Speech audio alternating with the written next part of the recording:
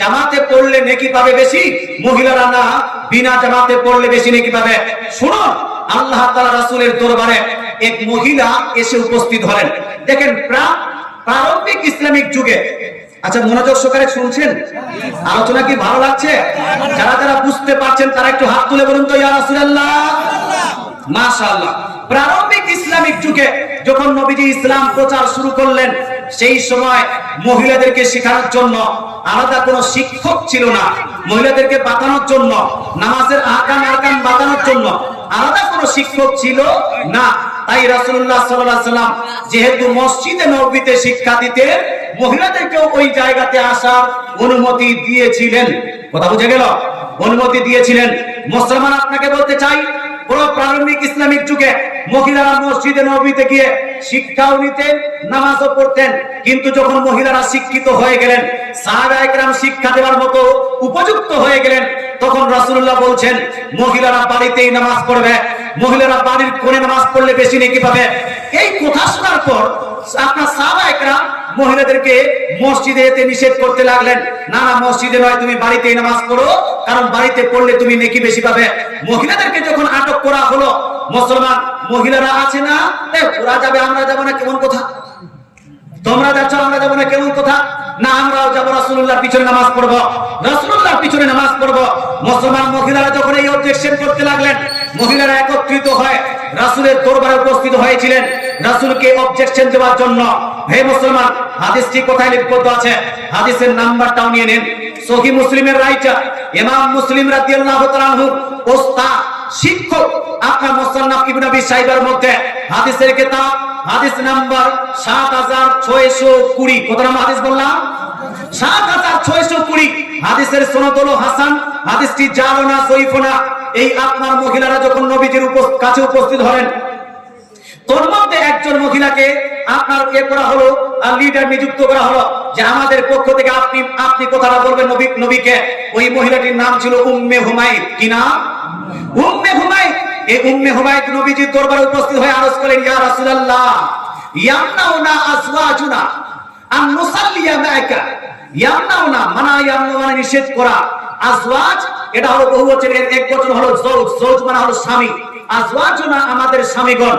আল্লাহ তাআলা রাসূলের কাছে সেই মহিলাটি অবজেকশন দিচ্ছেন, হুজুর আপনার সাহাবীরা যারা আমাদের স্বামী, এই আমাদের স্বামীগণ আন নুসাল্লিয়া মা'আকা, আপনার পিছনে মসজিদে নববীতে গিয়ে জামাতের সহিত নামাজ পড়তে আমাদেরকে নিষেধ করছেন।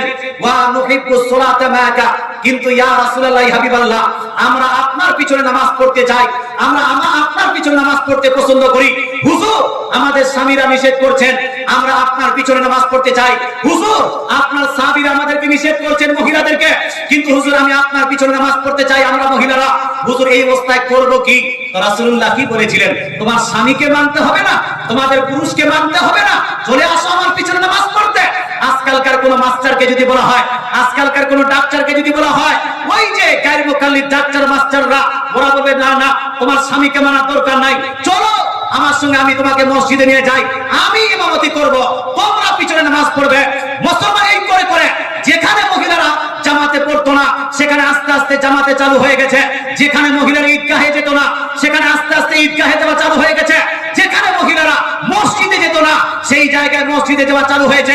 আজকালকার মাস্টার ডাক্তার এই কথা বলে, কিন্তু আজ থেকে প্রায় 1500 বছর পূর্বে আমার রাসূলুল্লাহ যার হাদিসটা আমরা ফলো করি, যার কথাটা আমাদেরকে মানতে হবে, যার ধর্ম আমরা মানি, যার আমরা উম্মতি বলে স্বীকার করি, সেই রাসূলুল্লাহ ওই মহিলাদেরকে আপনার সমাধান দিচ্ছেন।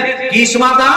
রাসূলুল্লাহ বলছেন, সালাতুকুন্না ফি বুয়ুতিকুন্না আফসালু মিন সালাতিকুন্না ফি হুজারিকুন্না ওয়া সালাতুকুন্না ফি হুজারিকুন্না আফসালু মিন সালাতিকুন্না ফিল জামাআতি। গোয়া নবী মা নবী আকাই নামদার বলছেন, ওহে আমার মহিলা সাহাবীরা, শুনো, মহিলাদের জন্য, তোমাদের জন্য নিজের ঘরের বেডরুমে, লুকানো রুমে, পার্সোনাল রুমে নামাজ পড়াটা তোমাদের জন্য বাড়ির বারান্দায় নামাজ পড়া অপেক্ষা বেশি নাকি? আর বাড়ির বারান্দায় নামাজ পড়া মসজিদে এসে জামাতের সহিত নামাজ পড়া অপেক্ষা বেশি নাকি? জোরে বলেন সুবহানাল্লাহ।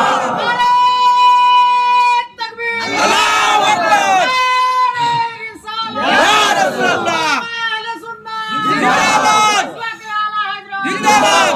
মুসলমান সমাধান দিয়েছেন কে? রাসূলুল্লাহ। মুসলমান বলুন তো নবীজি কি বললেন? আচ্ছা বলেন তো এখন এই মৌলভী সাহেবের পিছনে নামাজ পড়লে বেশি নেকি পাওয়া যাবে না রাসূলুল্লাহর পিছনে নামাজ পড়লে বেশি নেকি? কোনটা?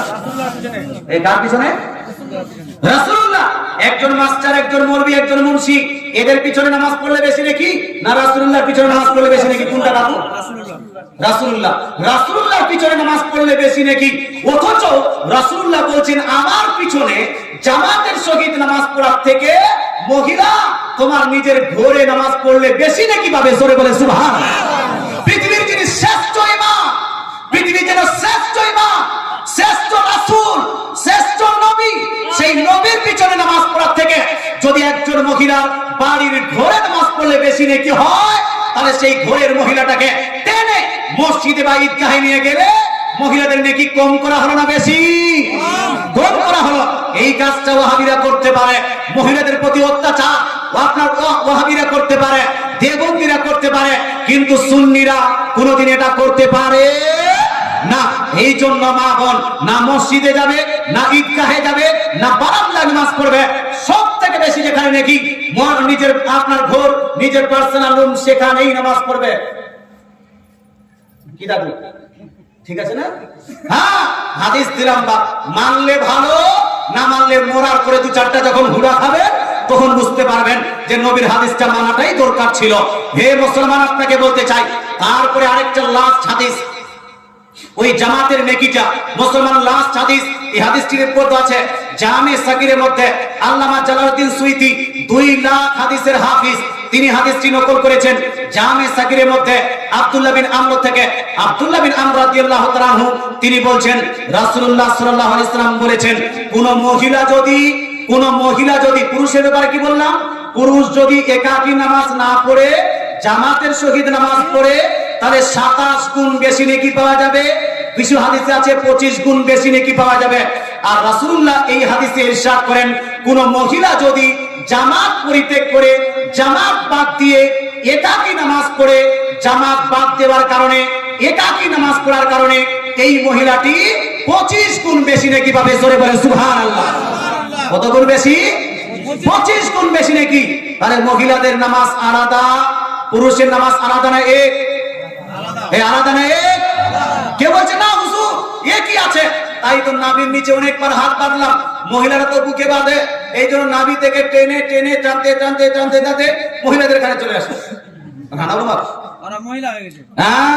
মুসলমান, আপনাকে বলতে চাই, নিজে জামাতে যাবে, মহিলাদেরকে জামাতে টেনে নিয়ে গেল, আবার এই মহিলারা বুকে হাত বাঁধবে, এই জন্য নিচে আর ভালো লাগছে না, ও বুকে টেনে নিয়ে আসলো।